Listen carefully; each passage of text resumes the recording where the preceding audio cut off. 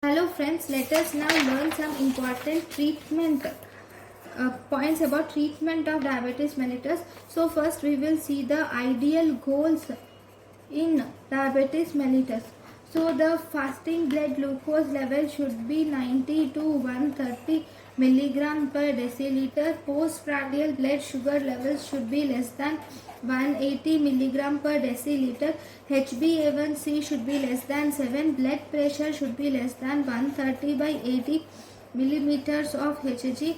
Then lipid profile should here LDL should be less than 100 milligram per deciliter, whereas HDL should be more than 40 milligram per deciliter.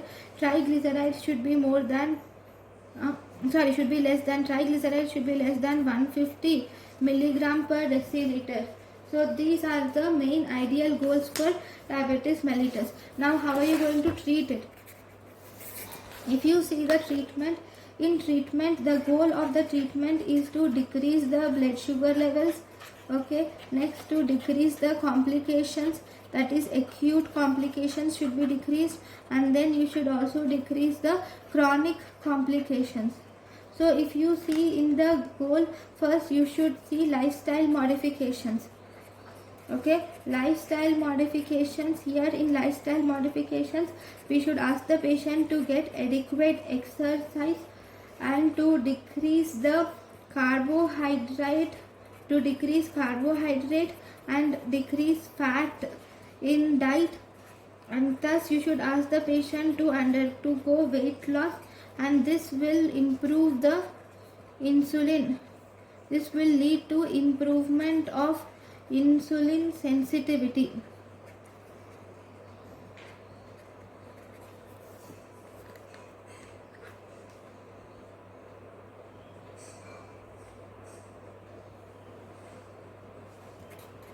If there is decrease in 4 to 7% of body fat, this will result in significant improvement of insulin in these patients. Okay, now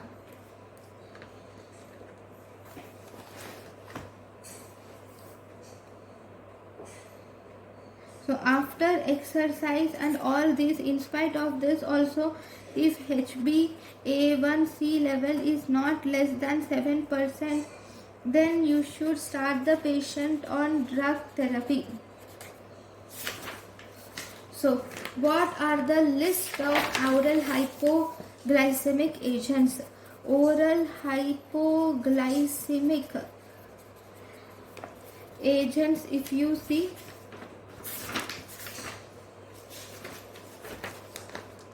oral hypoglycemic agents include sulfonyl ureas, biguanides. These include sulfonyl ureas, biguanides, thiazolidine diones.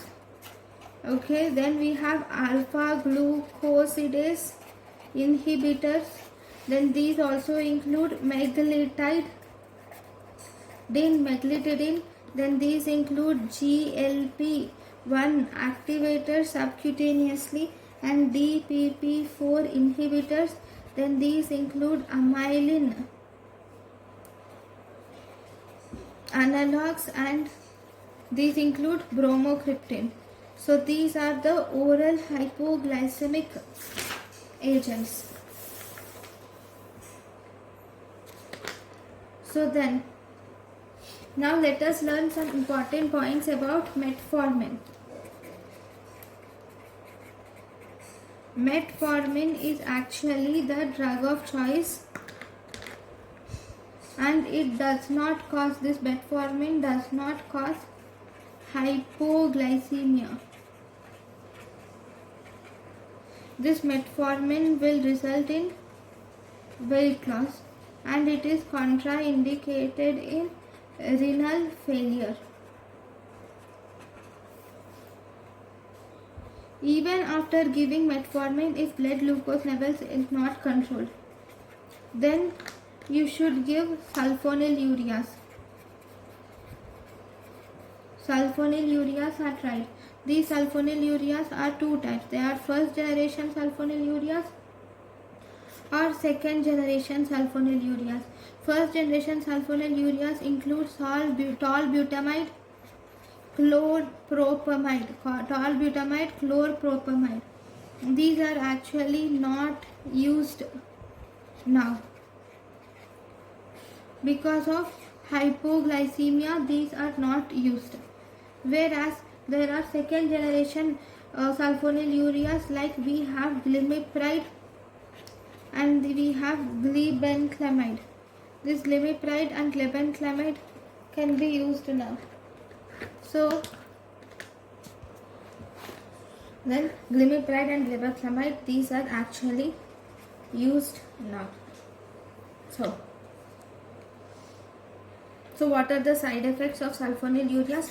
The sulfonylureas will result in hypoglycemia and they will also cause weight gain.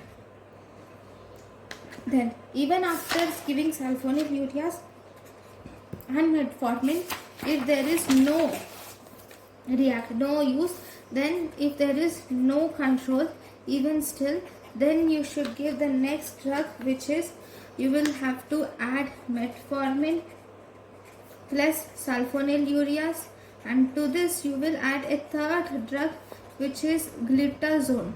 What is this glitazone? It is a dioglitazone. Glitazone is dioglitazone. So now what are the side effects of this dioglitazone?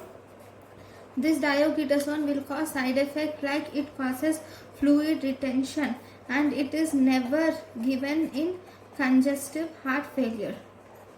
Okay, then which type of one more glitazone? If you see this pioglitazone, is associated with urinary bladder carcinoma. Okay, then if the metformin cannot be used,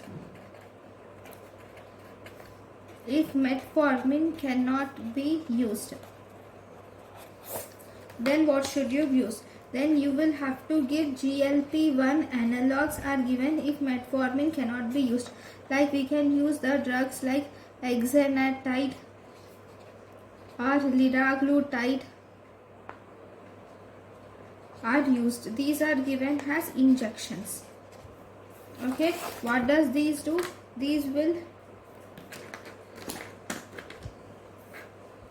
GLP-1 analogs will increase the insulin and they will decrease the gastrointestinal motility. Next we can use the next group of drugs which are used are incretin mimetics. Incretin mimetics like GLP-1 analog or GIP. Okay, all these are actually metabolized by dipeptidyl peptide 4. Metabolism occurs by dipeptidyl peptide 4. Okay, so for incretins, that is GLP-1 analog and GIP, we can use DPP-4 inhibitors can be used. What are these DPP-4 inhibitors? They are sitagliptin and we have saxagliptin, and then we have valdagliptin. Okay, all these will inhibit the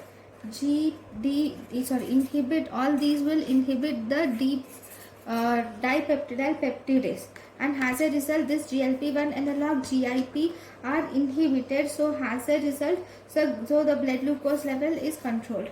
But even after starting with this also, if there is no glucose control, then you will have to start the patient on insulin. So in the insulin you will have to give 50% long acting insulin and we have to give 50% short acting insulin. Okay, so all these drugs are given only if insulin is not used. Okay, only if metformin is not used. So there are two pathways. One, if metformin, for which metformin is the drug of choice, so this is one pathway. Either this should be followed by the patient, or the second, if metformin cannot be used, this is the second pathway. Either this should be followed by the patient. So I will write the analog.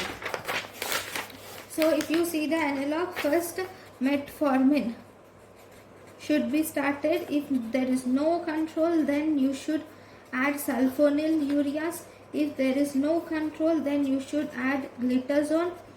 If there is no control with this, then you should start the patient on insulin. If metformin is contraindicated,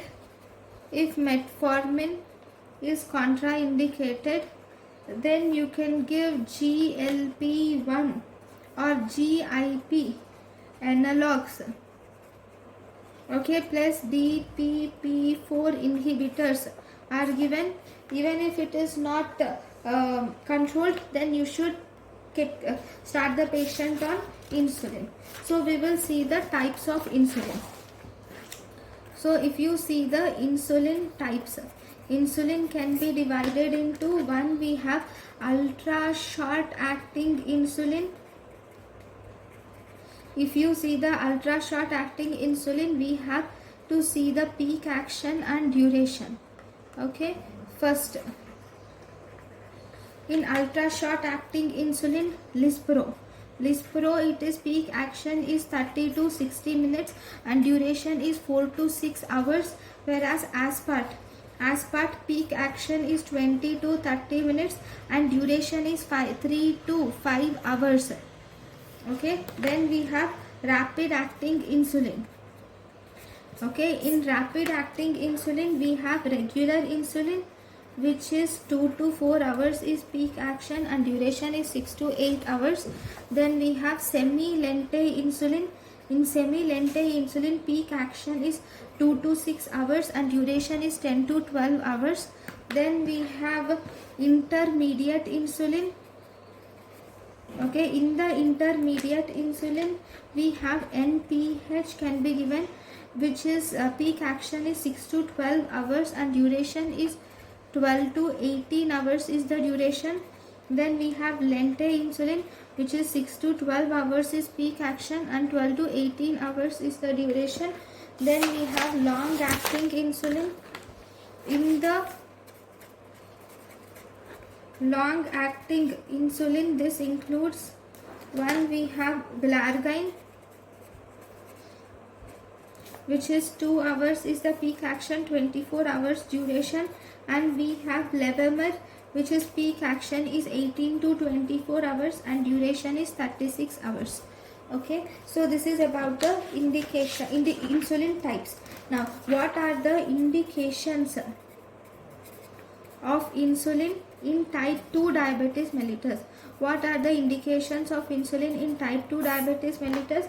Insulin is given in type 2 diabetes mellitus if the individual is lean individual or in renal or hepatic disease. Okay, in renal or hepatic disease, or if the patient is hospitalized, or if the patient is severely ill, then we should start the patient on insulin.